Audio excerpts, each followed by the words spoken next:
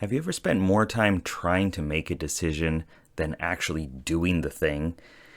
As an INFP, I have, and I'm sure you have too. So in this video, I want to talk about why making a decision as an INFP is like this complex dance between our emotions and our values and our identity, and also just doing things, doing the productive thing, making a decision, meeting the practical demands of the moment. And I'm going to give you a 4-step formula and another little bonus method that you can use in order to make decisions faster that align with yourself, that feel good, and actually move the XP needle of your life forward. So for a lot of us, maybe I should introduce myself. Hi, I'm Matt Sherman from Geek Psychology. I'm an INFP and I work with other INFPs mainly and do coaching and hypnosis, and I have a bunch of courses and things like that around self-development. I've been through this a lot. I've spent a lot of time coaching other INFPs on how to make better decisions using my understanding of myself as an INFP and all the different tools and strategies that I've come across. When we're making decisions, often it feels overwhelming because we want to make a decision that feels aligned with who we are. We don't want to decide something and then have to do it and then feel uncomfortable about it. Feel like, well, that wasn't really like reflective of who I am. That's not really me. Or to feel pigeonholed, forced into a course of action that we don't want to take, but we had to make a spur of the moment decision. So what we often do is we decide between these two things. Either first, I'm just going to do what feels right to me. And in order to decide that, I'm going to take a long time feeling through this decision. Or we try to go robotic and we just say, okay, I'm going to forget my emotions and I'm just going to do the productive, cool, logical thing. I don't know if it's cool like sunglasses on or cool like motionless. Maybe both. A cool robot with sunglasses on. And neither one of those really work. In the long term, there are better ways of making those decisions. And deep down, we know that. We've gotten that advice and opinion from other people for a very long time. Just make a decision. Just hurry up. What do you want to eat today? Oh, God, I don't know. And we just freak out about it. And other people are just saying, well, hurry up already. Talk faster. Speed up. It's a clear sign of introversion. And it doesn't feel good. And it doesn't work very well. What I found is in the long term, this is not an immediate answer for this whole question of how do I make faster decisions or more attuned decisions. In the long term, the more you know about yourself and the more you've tracked it and measured it and really reflected over it and done things outside of your comfort zone, tested yourself, built your character, understood your character. The more that you've done that, the quicker your decisions are. If you've spent a lot of time reflecting over the past, but not actually getting a new breadth of experiences, it's still going to take a long time. If it's all theoretical, it's going to take a long time. Or if it's all in your heart, it's going to take a long time. Until you get clear awareness of when I make a good decision, I feel like this. I've made these decisions before, and these ones resonated with me. This one didn't, and I still regret it to this day. So when I'm making this new decision, does it align with my values or not? And you can make decisions a lot quicker. The problem is, a lot of us spend a lot of time in introverted sensing, which is the guardian, as I call it. And this is like talking to this slow, methodical, practical character, our advisor that's saying, you need to slow down. You need to make sure that we are maintaining consistency here. Look into your past quest log. How did you feel about it when you did something similar to that? Oh, you didn't feel good? Well, let's not do that again. Let's really think about it, process it, so that we don't make any mistakes, so that things are okay. Thank you to that part. Say thank you to that part. But it's not always the time to listen to that as the advisor. It's also not always the time to listen to the explorer, extroverted intuition, which is saying, who cares? Just do something, see what happens. Shake it up. Whenever I say shake it up, I always think of that scene from The Simpsons. I think Homer has a bag of cats and dogs, and he's shaking it. I think it's The Simpsons. Maybe it's Family Guy. I don't know anymore. I always think of that scene, though. Just shake it up. See what happens. See what emerges out of this. It could be anything. That's a good voice to listen to, too. But you want to make sure that it's not always that. It's not always, I'm just going to do something new and random and not actually reflect over it. There are 2 other characters that are really important within our psyche. There are 6 other characters, but we're going to talk about 2 others. There's also our inferior or aspirational function, extroverted thinking, which I call the commander.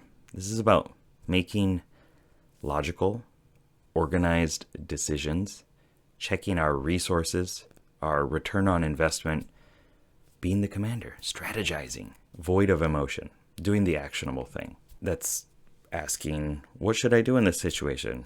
Do what works. That's a good voice to listen to sometimes, but we can only do it for so long before we feel like we're being torn into bits and scattered around the ocean. Sounds like not a good, fun place to be, right? And then there's our dominant function, introverted feeling, the soul. That's like, really, check in with you. What feels aligned? What feels right to you? Trust your conscience. Trust who you are as a person. Do the thing that makes you feel perfectly aligned with all the parts of yourself. That's a great voice to listen to. But as you can imagine, it's slow. Unless there's conviction built around it, it is slow. Unless you know, as I mentioned before, you know that this is a good decision for you, this is a bad decision, you've lived it, you've kinesthetically felt it. Unless you've done that, it's slow. Because it's passing that decision through all these different parts of yourself, asking the future version of you from tomorrow, next week, a year, 10 years, 30 years, and reflecting back too. It takes a long time. Which is why a lot of us INFPs speak slowly as well, is because we're feeling through, we're sifting through to find a word that really resonates, that reflects. Those are 2 conflicting metaphors. Resonate is a sound-based metaphor, and reflect is a light-based metaphor, I suppose. That process happens a lot, and it takes a long time. So what can you do? Well, I mentioned the long-term strategy, which is put yourself in a bunch of different contexts, learn, reflect, intentionally make yourself uncomfortable so that you know what it's like. We all know what it's like to be uncomfortable, but I mean do it intentionally and reflect over it and review it, and then implement that. But the real 4-step strategy is to use all 4 of your cognitive functions to get an opinion and then just take action. So what that looks like is first looking at your introverted feeling, assess emotional resonance. Ask, does this decision feel fundamentally right to me? This is that 70% strategy. Check in with yourself. Does this align with generally me? 70% of me. Of course, it's not an actual 70% metric, but just check. Does this feel like it'll generally be okay? Yes, no, okay, do it, and then reflect over it. The key is reflecting over it. One issue that we have is we think that the decision is stuck, that it's definitely going to happen. But in reality, the decision is a hypothesis. It's a guess as to what is going to happen, what we're going to do. Things are going to change. Things always change. By making a decision, things change. By not making a decision, things change. Any of those in any sort of granular format are going to create change. And there's stuff outside of us that we cannot control. So we can make a decision to the best of our ability and then just move forward and then get feedback and adjust from there. Your explorer and your commander will love you for that. They want that external feedback. They want you to do something, see what emerges, and then say, okay, well, which course of action should we take here? If it was all explorer, it would just be like, again, do something, do anything, see what happens, and then adjust, and you'll be fine. Eventually, we usually do learn that lesson. That things will be fine if we just allow ourselves to live. And the commander would likely have contingency plans, plan A, plan B, plan C, and we're going to do this, and we're going to track it, and we're going to, see how much progress we've made and how much resources we've spent, time, energy, emotion, money, and what's the feedback on that, and assess and adjust. That sounded exhausting just talking about it. But the 70% rule will get you most of the way there, most of the time. And then you can adjust from there. Know that it's not always, I know it feels like it, but it's not really a reflection of our identity and who we are as a person all the time. There will be goof ups. There will be times where you did something and then you regretted it after. If you know how to wield your mind, then you can clear that stuff up pretty easily. You can move things around in mental space, delete things, reduce or remove the negative emotional baggage to it, or increase it. Oh, that was a good decision.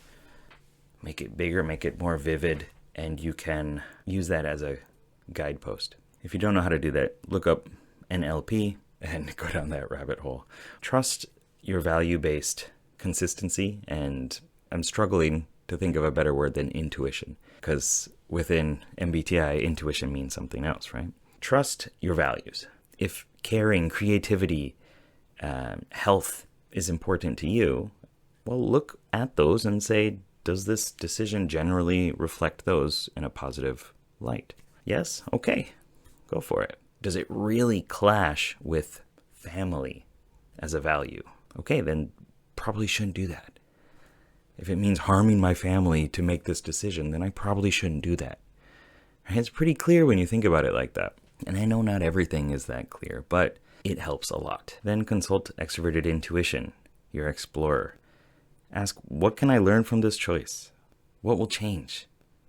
What if I take this? Allow time for the explorer to brainstorm, to imagine things in different ways, to possibly get you excited for making a decision and making progress, because that opens up, it unlocks new doors, new options, new possibilities, which is exciting. Embrace flexibility and growth, and know that everything is an experiment.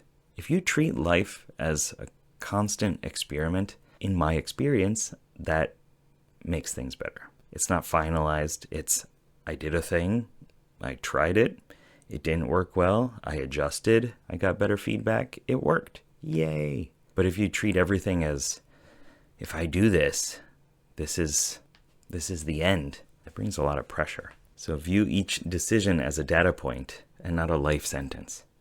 You can change things. Sometimes it takes work, sometimes you gotta back up a bit. I know a lot of us don't like backing up or backing down, but if you make a choice and it doesn't feel correct, doesn't feel right after you start to engage with it, then just take a step back and adjust. A lot of times we only know after we've made a decision. When I think about my daughter and I'm like, you want to go to the park or do you want to go shopping? And she's like, I want to go to the park. Wait, no, I want to go shopping. And then she's decided. Because she said it first, she felt it, she started the process and then was like, no, I don't want that, I want to do this one. I found out. Sometimes it takes that, just making a decision, starting. So after you've consulted the soul, does it feel right with me, generally? And the explorer, what if I do this? What are the possibilities?